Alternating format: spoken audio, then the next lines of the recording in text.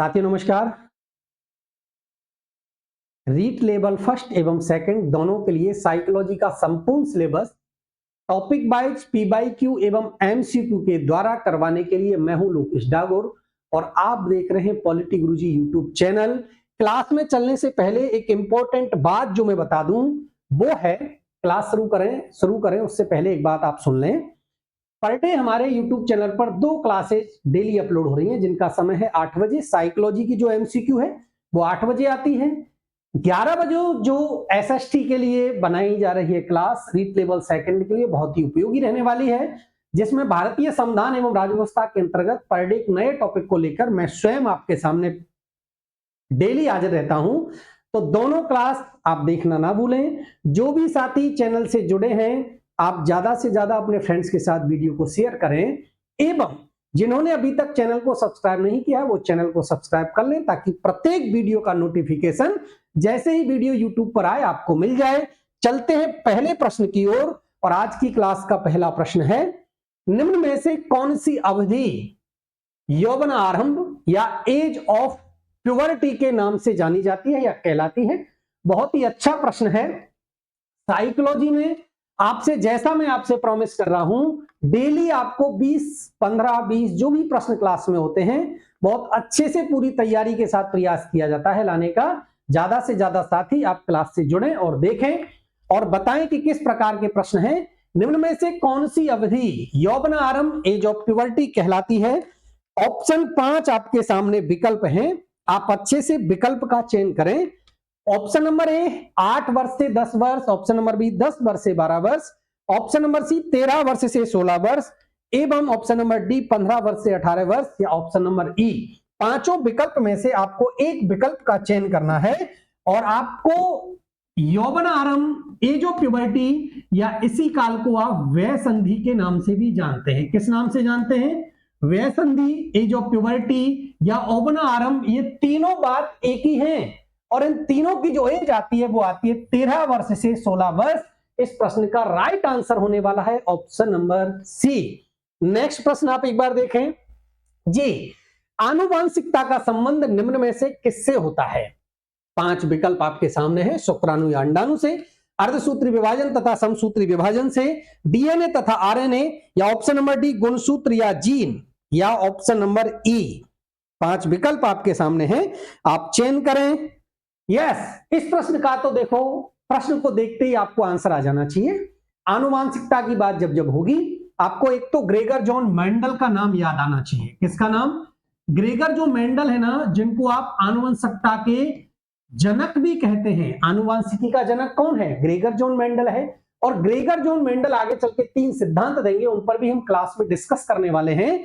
इस प्रश्न का राइट आंसर होने वाला है ऑप्शन नंबर डी गुणसूत्र एवं जीन। इन्हीं से रिलेशन है किसका? आनुवांशिकता का, है ना, जेनेटिक्स का, क्योंकि जीन से एवं गुणसूत्रों का संबंध रहता है आनुवांशिकता का।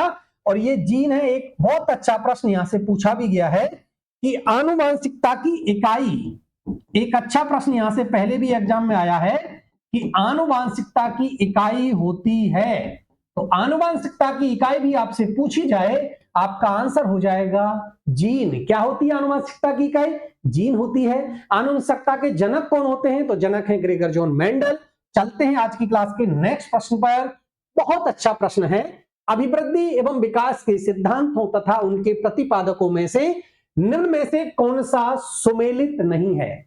इसका मतलब इनमें से जो 4 विकल्प आपके सामने हैं, इन 4 विकल्पों में से 3 ऐसे हैं जो सुमेलित हैं, एक ऐसा है जो सुमेलित नहीं है। आपको असुमेलित वाले सिद्धांत का और उसके प्रतिपादक का एक साइड आपको सिद्धांत दे रखे हैं, एक साइड आपको उनके प्रतिपादक दे रखे हैं। आपको अच्छे से प्रश्न को पढ़ना है। नैतिक विकास का सिद्धांत कोहलबर्ग ने दिया है। मनोसामाजिक विकास का सिद्धांत एरिक्सन का है। मनोलैंगिक विकास का सिद्धांत स्किनर का है और संज्ञानात्मक विकास का सिद्धांत जीन पियाजे और ऑप्शन नंबर ई। अच्छे से एक बार आप प्रश्न देखें। नैतिक विकास का सिद्धांत, जी हां, आपको पता है नैतिक विकास का सिद्धांत देने वाले जो थे वो कोहलबर्ग थे। मनोसामाजिक विकास का सिद्धांत देने वाले एरिक्सन थे। मनोलैंगिक विकास सिद्धांत स्किनर का नहीं है। संज्ञानात्मक विकास का सिद्धांत के जो वो हैं प्रतिपादक वो जीन पियाजे हैं। इस प्रश्न का राइट आंसर होने वाला है ऑप्शन नंबर सी। ये असुमेलित है, सुमेलित नहीं है। क्यों? क्योंकि मनोलैंगिक विकास सिद्धांत का जो प्रतिपादक है या प्रतिपादन जिन्होंने किया वो स्किनर नहीं बल्कि कौन थे भाई? Sigmund Freud. कौन थे? सिगमंड फ्राइड थे, जिन्होंने, देखो आप एक बार प्रश्न को अच्छे से देख लिया करो, मैं वैसे भी साइड में हो जाता हूं, आप देखें। और जब भी आपको ये वीडियो मिले, लाइव तो है नहीं जिसमें आप कमेंट करते जाएं, जब आपको ये वीडियो मिले तो आप प्रश्न का आंसर दें ताकि आपको पता लग जाए कि आपकी तैयारी का जो लेवल है वो किस प्रकार का है। क्लियर है जी? अभिवृद्धि एवं विकास के सिद्धांत और उनके प्रतिपादकों की हमने बात कर ली, जिनमें से जो असुमेलित वाला था वो मनोलैंगिक विकास का सिद्धांत है, जो स्किनर ने नहीं दिया है बल्कि कौन है उसके प्रतिपादक? सिगमंड फ्राइड है। नैतिक विकास कोहलबर्ग है। मनोसामाजिक विकास एरिक्सन है। और एक है संज्ञानात्मक विकास सिद्धांत, जिसको जीन पियाजे ने प्रतिपादन किया है। नेक्स्ट प्रश्न है आज की क्लास का question number 4। Hadow committee report का संबंध निम्न में से कौन सी अवस्था से है?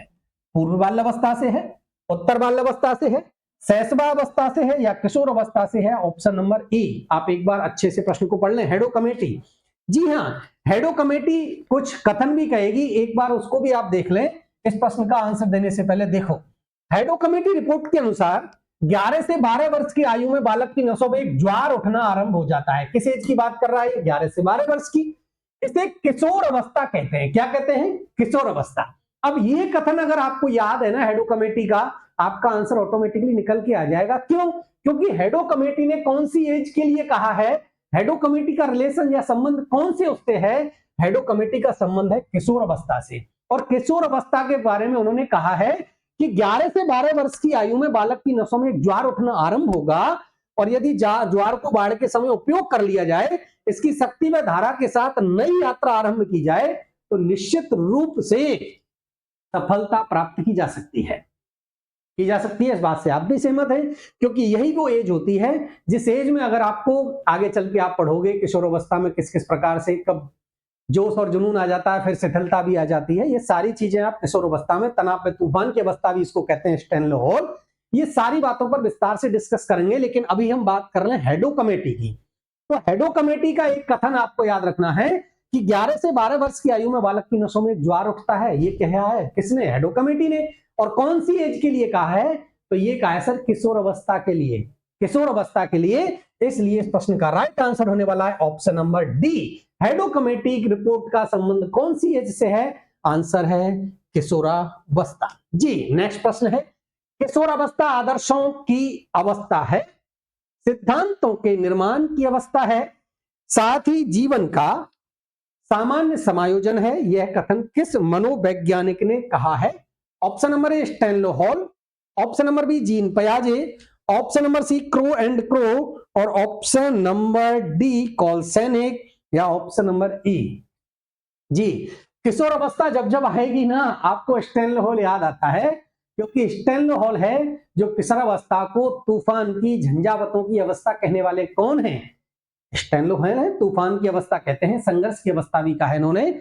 स्टैनले हॉल, जीन पियाजे, क्रो एंड क्रो, कॉलसेनिक, या ऑप्शन नंबर ई। यस, इस प्रश्न का राइट आंसर है ऑप्शन नंबर बी। जीन पियाजे हैं जो कहेंगे किशोर अवस्था को आदर्शों की अवस्था बताया है, सिद्धांतों के निर्माण की अवस्था भी बताया है, और साथ ही कहा है कि जीवन का सामान्य समायोजन है। क्लियर है? किशोर अवस्था, तनाव और तूफानों की अवस्था। स्टैनले हॉल ने इसको किसकी अवस्था बताया भाई? तनाव या तूफानों या झंझावतों, तनाव, तूफानों या झंझावतों की अवस्था बताने वाला कौन है? आंसर हो जाएगा सर स्टैनले हॉल। लेकिन किशोर अवस्था को आदर्शों की अवस्था बताने वाला कौन हो जाएगा? जीन पियाजे हो जाएगा। देखो, किशोर अवस्था की अगर हम बात करें तो किशोर अवस्था के बारे में कुछ बातें और आप नोट कर लें। किशोर अवस्था, अंग्रेजी में एक शब्द निकल के आता है किशोर अवस्था के लिए, इसको क्या बोलते हैं भाई? एडोलसेंस। क्या बोलते हैं? एडोलसेंस, है ना? और इसकी उत्पत्ति होती है, आपको पता है एडोलसेंस जो है, एडोलसेंस शब्द की उत्पत्ति, ये अंग्रेजी शब्द है, इसकी उत्पत्ति लैटिन भाषा का एक शब्द है एडोल्स्किया। क्या है? लैटिन भाषा का एक शब्द है, अगर क्लियर नहीं देखे तो बता देना। लैटिन भाषा का शब्द है और वो है एडोल्स्कियर। एडोल्स्कियर से होती है और इसका जो अर्थ निकल के आता है वो आता है परिपक्वता की ओर बढ़ना। क्या है? परिपक्वता की ओर बढ़ना। और एक बुक भी है और बुक का नाम है एडोलसेंस। और इन्होंने लिखी है भाई, इस बुक को लिखने वाले स्वयं स्टैनलो हॉल हैं। कौन है? स्टैनलो हॉल हैं, जिन्होंने एक बुक लिखी और इस बुक का नाम था एडोलसेंस, मतलब किशोर अवस्था के बारे में इन्होंने इसमें वर्णन किया है। ये कुछ आपको किशोर अवस्था से याद रखना है। लैटिन भाषा का शब्द है एडोल्स्कियर है, अर्थ होता है परिपक्वता की ओर बढ़ना। क्लियर है? अब प्रश्न पर चले भाई। तो किशोर अवस्था को आदर्शों की अवस्था अगर किसी विद्वान ने कहा है तो वो है जीन पियाजे, लेकिन किशोर अवस्था को तनाव, तूफानों और संघर्षों, झंझावतों की अवस्था कहने वाला कौन है? स्टैनलो हॉल है। क्लियर है? नेक्स्ट प्रश्न भाई, क्वेश्चन नंबर 6 है, बाल्य अवस्था में सामान्यतया बालक का व्यक्तित्व कैसा होता है? बाल्य अवस्था की बात हो रही है और बाल्य अवस्था में आपको पता है पूर्व बाल्य अवस्था और एक आप पढ़ते हो उत्तर बाल्य अवस्था। यही तो है, पूर्व बाल्य अवस्था और उत्तर बाल्य अवस्था। पूर्व जो बाल्य अवस्था है उसकी एज आपको पता है 2 से लेकर 6 वर्ष और उत्तर बाल्य अवस्था की 6 से लेकर 12। इसके बाद आप पढ़ते हो। अब बाल्य अवस्था की बात है तो बालक का व्यक्तित्व कैसे होगा? इस बाल्य अवस्था को आप पढ़ते हो टॉय एज भी बोलते हैं। क्या बोलते हैं? Toy age. इसको गैंग एज भी बोलते हैं। क्या बोलते हैं? Gang age. इसको स्कूल एज भी बोलते हैं। क्या बोलते हैं? School age. और पूर्व बाल्य अवस्था को प्री टॉय एज बोलेंगे, प्री गैंग एज बोलेंगे, प्री स्कूल एज बोलेंगे। तो अब बात आ रही है भाई, इसमें बाल्य अवस्था की बात हुई है तो बाल्य अवस्था में बालक, अब बताओ, विद्यालय में जब जाएगा, गैंग बनाएगा, साथ में बालकों को खेलेगा, अच्छे से वार्तालाप कर रहा है, तो मुझे बताइए आप, वो बहिर्मुखी होगा या अंतर्मुखी होगा? जब बालक किसी प्रकार की कोई शर्म ही महसूस नहीं कर रहा है, इसका मतलब उसका व्यवहार कैसा होता है? देखो, सामान्यतया बालकों का व्यवहार कैसा होता है, कुछ बालक अंतर्मुखी भी होते हैं, इस बात से मैं सहमत हूं, लेकिन अधिकतर जो बालक होंगे जो विद्यालय में अच्छे तरीके से हंस रहे हैं, खेल रहे हैं, दूसरे दोस्त बना रहे हैं, तो वो कैसे होंगे? अंतर्मुखी होंगे या बहिर्मुखी होंगे? वो होंगे बहिर्मुखी। ऑप्शन नंबर ए इस प्रश्न का राइट आंसर हो जाएगा कि बाल्य अवस्था में बालक जो होता है, बालक का जो व्यक्तित्व होता है, वो अंतर्मुखी नहीं अपितु बहिर्मुखी होता है। क्लियर है? नेक्स्ट प्रश्न है क्वेश्चन नंबर 7 जी, बुद्धि लब्धि का सूत्र किसने और कब दिया? एक अच्छा प्रश्न है। बुद्धि लब्धि से आईक्यू, है ना, आईक्यू से प्रश्न है। टर्मन ने 1916 में, स्टर्न ने 1922 में, कॉलर ने 1916 में, स्टैनलो हॉल ने 1912 में, या ऑप्शन नंबर ई। आप एक बार अच्छे से पढ़ें। क्वेश्चन नंबर 7 आपके सामने है, आईक्यू। जी देखो, अगर बुद्धि लब्धि की बात करें आईक्यू की, तो इंटेलिजेंट, क्वाइटिएंट, आईक्यू ये होता है। और बुद्धि लब्धि की सबसे पहले अगर कोई व्यक्ति है जिसने बात की तो वो था स्टर्न, और स्टर्न ने सबसे पहले कब? 1912 में, और इसलिए स्टर्न को बुद्धि लब्धि का जनक भी कहते हैं। एक अच्छा प्रश्न बनता है कि बुद्धि लब्धि का जनक कौन था? तो बुद्धि लब्धि का जनक था आपका स्टर्न, जिसने सबसे पहले बुद्धि लब्धि की बात की 1912 में, लेकिन यहां स्टर्न का आंसर 1922 हो गया, तो इसलिए आंसर गलत हो जाएगा। ऑप्शन नंबर आगे चल के आप पढ़ते हो, 1916 में इस आईक्यू में बुद्धि लब्धि में कुछ सुधार किया जाएगा, और वो सुधारात्मक जो वर्णन है वो 1916 में कौन करते हैं? टर्मन करते हैं। तो बुद्धि लब्धि का आगे चल के सूत्र भी देंगे, आप पढ़ते हो आईक्यू बराबर जो दे रखा है मल्टीप्लाई विद 100, वो आगे प्रश्न आने वाला है आईक्यू को लेकर कि बुद्धि लब्धि का सूत्र क्या है। तो बुद्धि लब्धि का सूत्र देने वाले हैं टर्मन 1916 में, लेकिन बुद्धि लब्धि के जनक की बात जब होगी, आंसर होगा सर स्टर्न। क्या हो जाएगा? स्टर्न हो जाएगा। ये स्टर्न है जो 1912 में पहली बार बुद्धि लब्धि के संबंध में कुछ कहते हैं। क्लियर है? आशा करता हूं शायद प्रश्नों का समझ में आ रहा होगा आपको अच्छे से। देखिए, अगर यहां से सबसे पहले प्रश्न बनता बुद्धि लब्धि का सर्वप्रथम किसने और कब दिया, आपका आंसर हो जाता सर स्टर्न कहेगा, लेकिन कब कहेगा? 1912 में कहेगा, इसलिए मैं इस ऑप्शन को लेकर आया हूं। स्टर्न के आगे 1922 कर दिया है। सबसे पहले आईक्यू के बारे में अगर कोई बात करने वाला विचारक है, विद्वान है, तो वो कौन है? वो स्टर्न है। और 1912 में, और इसीलिए इनको बुद्धि लब्धि के जनक की आप संज्ञा भी देंगे कि बुद्धि लब्धि का जनक कौन है, तो सर स्टर्न है। लेकिन टर्मन आगे चल के 1916 में बुद्धि लब्धि का सूत्र देगा, तो इसलिए इस प्रश्न का राइट आंसर हो जाएगा ऑप्शन नंबर ए। नेक्स्ट प्रश्न पर बात कर लें। शैशव अवस्था में सीखने की प्रक्रिया का स्वरूप होता है, कैसा होता है भाई? शैशव अवस्था की बात हो रही है, अर्थात 0 से लेकर 2 वर्ष, 0 से लेकर जो 2 वर्ष का एज है, 2 वर्ष का जो काल है, इस 0 से लेकर 2 वर्ष के काल में, क्योंकि आगे चल के 2 से 6 आप पढ़ते हो पूर्व बाल्यावस्था, 6 से 12 पढ़ते हो आप उत्तर बाल्यावस्था, है ना? शैशव अवस्था की बात हो रही है, इसका मतलब 0 से लेकर 2 वर्ष के काल में, 2 वर्ष की आयु तक बालक किस प्रकार का होता है? शिशु जो सीखता है उसे शीघ्र भूल जाता है, सीखने की प्रक्रिया धीमी होती है, सीखने की प्रक्रिया में तीव्रता होती है, या सीखने की प्रक्रिया बिल्कुल नहीं होती है। ऑप्शन नंबर ए। क्लियर? नेक्स्ट एक बार थोड़ा सा हम इस पर डिस्कस कर लें अच्छे से। शैशव अवस्था की विशेषताएं। देखो, जब भी बालक शैशव अवस्था में होगा तो दूसरों पर निर्भर रहेगा। क्लियर है? 2 वर्ष का बालक स्वयं कुछ कर नहीं पाता है, तो दूसरों पर निर्भरता रहेगी, बिल्कुल सही है। परिपक्वता रहती है क्या? बिल्कुल नहीं। अपरिपक्वता रहेगी, परिपक्व रहता ही नहीं है, मैच्योरिटी आती ही नहीं है बालक में। 0 से लेकर 2 वर्ष का बालक कहां परिपक्व होगा? तो अपरिपक्वता रहेगी, दूसरों पर निर्भर रहेगा शैशव अवस्था में।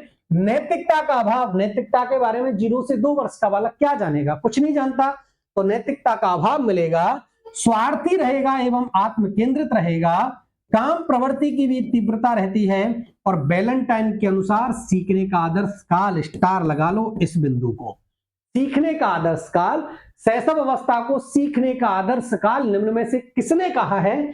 तो वैलेंटाइन ने कहा है। अब आपसे बताओ, सीखने का जब आदर्श काल है, इस प्रकार सीखने की गति धीमी होगी या तीव्र होगी? इसका मतलब सीखने की गति तीव्र होगी, सीखने की प्रक्रिया में तीव्रता रहती है, शारीरिक विकास में तीव्रता रहती है, मानसिक विकास में तीव्रता रहती है, और ये सारी की सारी विशेषताएं आपकी किससे हैं? ये 0 से लेकर 2 वर्ष की जो एज तक की आपकी वो है क्लासिफिकेशन शैशव अवस्था, उसकी है। तो शैशव अवस्था में अब आप मुझे बताइए, सीखने की प्रक्रिया धीमी रहेगी या तीव्र रहेगी? तो कौन सी प्रक्रिया का स्वरूप होता है? ऑप्शन नंबर सी, सीखने की प्रक्रिया तीव्र रहती है, काम प्रवृत्ति बालक में रहती है, बालक में आत्मनिर्भरता नहीं रहती है, वो सॉरी आत्मनिर्भर रहता ही नहीं है, दूसरों पर निर्भर रहता है ना? और देखिए क्या क्या, एक बार आप रिवाइज कर लें। अपरिपक्वता रहती है, नैतिकता का अभाव रहता है, स्वार्थी रहता है, आत्म केंद्रित रहता है। सीखने का आदर्श काल कौन कहते हैं? वैलेंटाइन कहते हैं। कौन सी अवस्था को? शैशव अवस्था को। ये कुछ इंपॉर्टेंट फैक्ट है शैशव अवस्था से जो आपको याद रखने हैं। नेक्स्ट प्रश्न है, मानव विकास को प्रभावित करने वाला वातावरणीय कारक नहीं है। आपको जो नहीं है वो छांटना है, और कौन सा? अर्थात वातावरणीय। क्लियर? वातावरणीय कारक नहीं है, शुद्ध वायु एवं सूर्य का प्रकाश, जीवन में घटित होने वाली घटनाएं, परिवार, संस्कृति, वंशानुक्रम, या ऑप्शन नंबर ए। अब इनमें से आपको छांटना है कि कौन सा वो कारक है जो वातावरणीय कारक नहीं है। एक बार मैं आपको डिटेल बता दूं कि वातावरणीय कारक में किस किस को आप शामिल करेंगे। देखो, मानव विकास को जो वातावरणीय कारक प्रभावित करते हैं, उनमें एक शुद्ध वायु बिल्कुल प्रभावित करती है, सूर्य का प्रकाश प्रभावित करेगा, पर्यावरण में आप किस प्रकार के परिवेश में रह रहे हैं वो भी प्रभावित करेगा, सामाजिक संबंध, आपके सोशल रिलेशन किस प्रकार के हैं वो भी, एक व्यक्ति जो एकाकी रहता है उसका विकास अलग प्रकार से होगा, और एक जो सामाजिक संबंध जिसके अच्छे हैं उसका विकास अलग होगा। जीवन की जो आपकी घटनाएं, आपके जीवन में दुर्घटनाएं हुई हैं, वो भी वातावरणीय कारक में शामिल होती हैं, जो आपके विकास को, व्यक्तित्व को प्रभावित करती हैं। परिवार आपका वातावरणीय, पालन पोषण आपका किस प्रकार का हो रहा है, एक जो अच्छे परिवेश में रह रहा है बालक, जिसका पालन पोषण बहुत ही अच्छे तरीके से हो रहा है, और एक बिल्कुल जो एक मैं कहूं गरीब परिवार में जिसने जन्म ले लिया है, जिसको खाने पीने का सही प्रकार से पालन पोषण नहीं हो रहा है, व्यक्ति का भोजन भी, देखो भोजन भी डिपेंड करता है विकास को। क्लियर है? भोजन भी डिपेंड करता है, और संस्कृति आपकी किस प्रकार की, सांस्कृतिक परिवेश कैसा है, ये वो सारे फैक्ट हैं, वो सारे तथ्य हैं जो वातावरणीय कारक में आते हैं। इसमें ऑप्शन नंबर डी इस प्रश्न का राइट आंसर होगा वंशानुक्रम। देखो आप अच्छे से पढ़ते हो, वंशानुक्रम का प्रभाव पड़ता है नहीं पड़ता है? वंशानुक्रम का प्रभाव पड़ता है, पिछली क्लास में मैंने आपको बताया था। वातावरण का भी प्रभाव पड़ता है, लेकिन यहां आंसर पूछा है वातावरणीय कारक कौन सा नहीं है, तो वंशानुक्रम को वातावरणीय कारक में शामिल नहीं करेंगे, इसलिए इस प्रश्न का राइट आंसर होने वाला है option number D. Clear? Next प्रश्न भाई, क्वेश्चन नंबर 10। बहुत अच्छा प्रश्न है। कितना अच्छा प्रश्न है देखो, विद्यालय घर का स्थान ग्रहण कर लेता है तथा शिक्षक माता का स्थान ले लेता है, यह कथन किसका है? जैसे ही एक बालक, जब उसकी प्री स्कूल एज की बात करूं मैं, या स्कूल एज की बात करूं, और जब वो बालक एक स्कूल जाता है, तो स्कूल में जाकर जब उसको शिक्षक के रूप में वह अपने माता पिता की छवि देखता है, तो वही एक शिक्षक सर्वश्रेष्ठ शिक्षक होता है, जिसमें बालक को अपने माता पिता की छवि दिखाई देती है। विद्यालय को वो अपना घर समझ लेता है, घर का स्थान ले लेता है, और जो शिक्षक होता है उसको माता समझ लेता है। इस कथन को कहने वाले विचारक कौन कौन से हैं? ऑप्शन नंबर 1 वुडवर्थ ने कहा है, मैकाइवर ने कहा है, सोरेनसन ने कहा है, हरलॉक ने कहा है, या ऑप्शन नंबर ई, आप एक बार अच्छे से प्रश्न को पढ़ें, बहुत अच्छा प्रश्न है। विद्यालय घर का स्थान ग्रहण कर लेता है और माता का स्थान शिक्षक ले लेता है। बिल्कुल यही होता है। स्कूल एज में जब पहली बार बालक विद्यालय जाता है, तो पहली बार जब वो विद्यालय जाएगा तो उसको घर जैसा माहौल लगना चाहिए, तभी तो उसका वहां मन लग पाता है पढ़ाई में। अदरवाइज बहुत से बालकों को आपने विद्यालय से भागते हुए देखा होगा, और कुछ बालकों को ऐसा लगता है कि अगले दिन स्कूल का टाइम कब हो, सुबह अगर 7 बजे तो 7 कब बजे। विद्यालय समय से पहले भी कुछ विद्यार्थी ऐसे होते हैं जो आपको एडवांस में विद्यालय में मिलते हैं। ये सब क्या होता है, वो अपने आप को उसी प्रकार से क्या कर लेते हैं, स्वयं के जो विद्यालय है उसको घर समझ लेते हैं, घर जैसा माहौल क्रिएट कर लेता है। इसलिए इस कथन को कहने वाले हो जाएंगे option number D, Shrimati Hurlock ने यह कथन कहा है कि विद्यालय घर का स्थान ग्रहण कर लेता है तथा शिक्षक माता का स्थान ले लेता है, ये श्रीमती हरलॉक ने कहा है। ऑप्शन नंबर डी इस प्रश्न का राइट आंसर है। क्वेश्चन नंबर 11 है, रीट एल्बर्ट 2021 में इसको पूछा गया है, निम्न में से आनुवांशिकी के जनक हैं, जो आपके जेनेटिक्स हैं उस आनुवांशिकता का जनक कौन है? अभी मैंने आपको बताया था, इससे रिलेटेड प्रश्न पहले आ चुका है।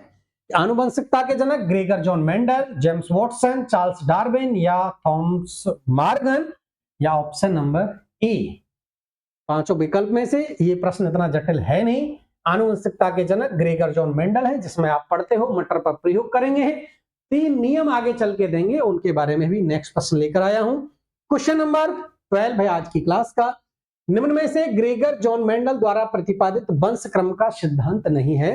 देखो ग्रेगर जॉन मेंडल है, जिनको अभी हमने एक बात कही थी कि ग्रेगर जॉन मेंडल को किसका जनक भाई, आनुवांशिकता का जनक कहा है।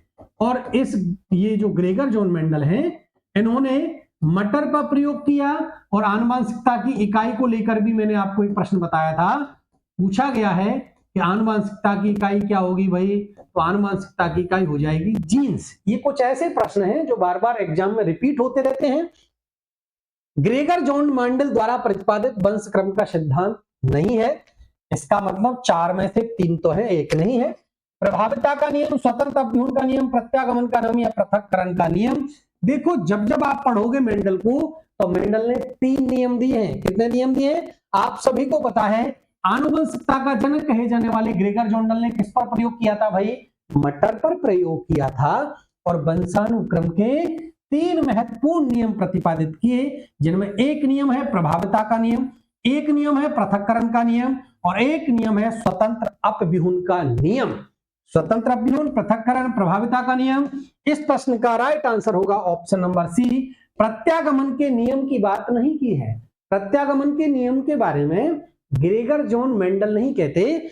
ग्रेगर जॉन मेंडल, जिनको आप आनुवंशिकता के जनक के रूप में जानते हो, और जिन्होंने मटर के पौधे पर प्रयोग किया और बहुत बड़ा सिद्धांत दे दिया आनुवंशिकता के ऊपर, इन्होंने 3 नियम बताए, प्रभाविता का नियम, स्वतंत्र अपव्यूहन का नियम और पृथक्करण का नियम। प्रत्यागमन का नियम इसमें नहीं होगा, इसलिए इस प्रश्न का राइट आंसर होने वाला है ऑप्शन नंबर सी। क्लियर है? यस। निम्न में से कौन सा वंशानुक्रम का नियम नहीं है? वंशानुक्रम के नियम डिटेल में अभी मैं बता दूंगा आपको प्रश्न के साथ साथ। अभी हमने जैसे ग्रेगर जॉन मेंडल को पढ़ा था, और ग्रेगर जॉन मेंडल मटर पर प्रयोग करके आनुवंशिकता का नियम देंगे, और 3 नियम देंगे, प्रभाविता का, पृथक्करण का, स्वतंत्र अभिव्यूहन का। इसी प्रकार वंशानुक्रम के कुछ नियम हैं, आप एक बार पढ़ लें, देखें। सबसे पहले यहां से एग्जामिनर प्रश्न पूछ सकता है, आपको एक साइड नियम दे देगा, दूसरी साइड उनके प्रवर्तक दे देगा, प्रतिपादक दे देगा। तो बीज कोष की निरंतरता का नियम देने वाले कौन थे? बीजमैन थे। जीव सांख्यिकी का नियम दिया इन्होंने, फ्रांसिस गाल्टन थे। जीव सांख्यिकी का नियम इंपॉर्टेंट है, लगा लेना है। जीव सांख्यिकी का नियम दिया फ्रांसिस गाल्टन ने। समानता का नियम, इस नियम के अनुसार संतान अपने माता पिता के समान होती है, अर्थात माता पिता के जीन से उसी के अकॉर्डिंग क्या होगी भाई? संतान उसी के अकॉर्डिंग होगी। लेकिन विभिन्नता का नियम भी दिया, और विभिन्नता का नियम ये कहता है, वंशक्रम का ये नियम ये कहता है कि संतान अपने माता पिता के बिल्कुल समान नहीं होती है, बल्कि क्या होती है? विभिन्न होती है, अलग होती है। ये भी सिद्धांत है। प्रत्यागमन का नियम, इस नियमन के प्रवर्तक में सोरेनसन का नाम प्रमुख है। प्रत्यागमन के नियम में अर्जित गुणों के अवितरण का नियम, यह सिद्धांत कहता है कि माता पिता के अर्जित गुणों का संतान में हस्तांतरण नहीं होता है, अवितरण की बात करता है। कि जो अर्जित गुण है, जो माता पिता के अर्जित गुण है, अर्थात कोई बालक है उसमें माता पिता के गुणों का जो उसके अर्जित गुण है उनका हस्तांतरण नहीं होता है, यह आपका अर्जित गुण है। विकासवाद का सिद्धांत भी आता है, और अर्जित गुणों के स्थानांतरण का नियम। ये कुछ वंशानुक्रम के, वंशक्रम के नियम हैं। अब इनमें से आपको याद रख लेना है कि ये तो वंशक्रम के नियम हैं, इनके अलावा जो भी कोई नियम आ जाए वो कौन सा होगा भाई? देखो, समानता का नियम है, प्रत्यागमन का नियम है, भिन्नता का नियम है, ऑप्शन अभिप्रेरणा का नियम कोई नहीं है। वंशानुक्रम का जो नियम है ना, अभिप्रेरणा का नहीं है, प्रत्यागमन का है, विभिन्नता का हमने नियम देख लिया था, समानता का हमने देख लिया था, बीज कोष जिसको बीजमैन प्रतिपादित करेंगे वो भी हमने देख लिया था, अर्जित गुणों के अवितरण का हमने नियम देख लिया था। ये कुछ वंशानुक्रम के नियम थे, लेकिन अभिप्रेरणा का नियम नहीं है, इसलिए ऑप्शन नंबर डी इस प्रश्न का राइट आंसर हो जाएगा। नेक्स्ट प्रश्न पर बात कर लें भाई। क्लास में लास्ट तक बने रहना है, अच्छे प्रश्न है, बिल्कुल टेंशन नहीं लेना है। एग्जाम से पहले आपकी साइकोलॉजी टॉपिक वाइज प्रश्नों को साथ पीवाईक्यू और एमसीक्यू के द्वारा बिल्कुल करवा दी जाएगी, टेंशन नहीं लेना है। बिल्कुल कूल रह के, सहज रह के आपको परीक्षा की तैयारी करनी है। और जो भी स्टूडेंट्स हैं बिल्कुल टेंशन फ्री रहे, 100% आपका सिलेक्शन हो जाएगा, है ना। अपने आप मानसिकता इस प्रकार की आप बना लें कि मेरा तो सिलेक्शन आज से ही हो गया है, टेंशन फ्री रह के आपको क्लास लेनी है। किस अवस्था में बालक में भावात्मक अस्थिरता तथा भाव आवेश अपेक्षाकृत अधिक देखा जाता है? अच्छा प्रश्न है। बाल्यावस्था में, प्रौढ़ावस्था में, पूर्व किशोर अवस्था में, पश्च किशोर अवस्था में, या ऑप्शन नंबर ई? आप एक बार देखें, बहुत अच्छा प्रश्न है, इंपॉर्टेंट लगा लेना है इसको भी। अच्छा प्रश्न है कि भाई देखो, बालक में भावात्मक अस्थिरता, कौन सी वो काल है बालक का जिसमें वो कभी तो, जैसे आप देखते हो, आपको पता है अच्छे से, बालक जब बाल्यावस्था में होता है तो बाल्यावस्था में वो, सॉरी बाल्यावस्था में नहीं, शैशवावस्था में, किसमें होता है? शैशवावस्था में। शैशवावस्था में जब बालक होता है तो वो देखो 1 मिनट में रोने लग जाता है और 1 मिनट बाद ही हंसने लग जाता है। ऐसी ही स्थिति एक आगे चल के काल आएगा उसमें भी होती है, और जिसको शैशवावस्था की पुनरावृत्ति भी कहा जाता है। ये कुछ फैक्ट हैं। इसमें एग्जामिनर आपसे पूछना चाह रहा है कि भाई वो कौन सा काल है जिसमें बालक तुरंत रूप से अस्थिरता रहती है, थोड़ी देर में बहुत प्रसन्न हो जाता है, थोड़ी देर बाद बहुत दुखी हो जाता है, थोड़ी देर में उसमें भावात्मक अस्थिरता आ जाती है, भाव आवेश अपेक्षाकृत अधिक देखा जाता है। तो वो बाल्यावस्था होगी, वो प्रौढ़ावस्था होगी, वो पूर्व किशोर अवस्था होगी, या पश्च किशोर अवस्था होगी। आप अच्छे से एक बार प्रश्न को पढ़ें। हाँ, भावात्मक अस्थिरता आ जाती है, एक पल में बिल्कुल प्रसन्न हो जाता है, एक पल में दुखी हो जाता है। तो ये जो ऐसी स्थिरता देखने को मिलती है वो देखने को मिलती है ऑप्शन नंबर सी, पूर्व किशोर अवस्था में।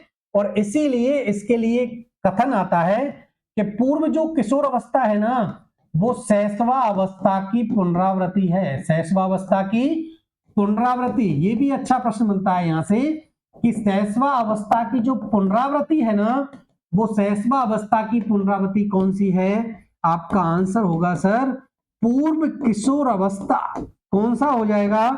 पूर्व किशोर अवस्था होने वाला है। और इसमें एक पल के लिए बालक में जुनून आ जाता है और एक पल में वो मायूस हो जाता है, अर्थात उसमें भावात्मक अस्थिरता आपने को देखने को मिलती है।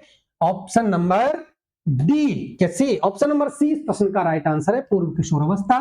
क्वेश्चन नंबर 15, MEIS का निर्माण किसके मापन हेतु किया जाता है? ऑप्शन नंबर ए बुद्धि के लिए, ऑप्शन नंबर बी व्यक्तित्व के लिए, या ऑप्शन नंबर सी शारीरिक विकास, ऑप्शन नंबर डी संवेगात्मक बुद्धि, या ऑप्शन नंबर ई यस। अगर देखो MEIS की मैं बात करूं, MEIS की फुल फॉर्म आते ही आपके दिमाग में तुरंत आंसर आ जाएगा, क्योंकि MEIS की फुल फॉर्म होती है, M से बनेगा मेयर, E से बनेगा इमोशनल, इमोशनल, और I से बन जाएगा भाई इंटेलिजेंस, इंटेलिजेंस, और S से बन जाएगा आपकी स्टेज। क्या बन जाएगा? स्टेज। अब मुझे बताओ MEIS का जो निर्माण है वो किसके मापन हेतु किया जाता है?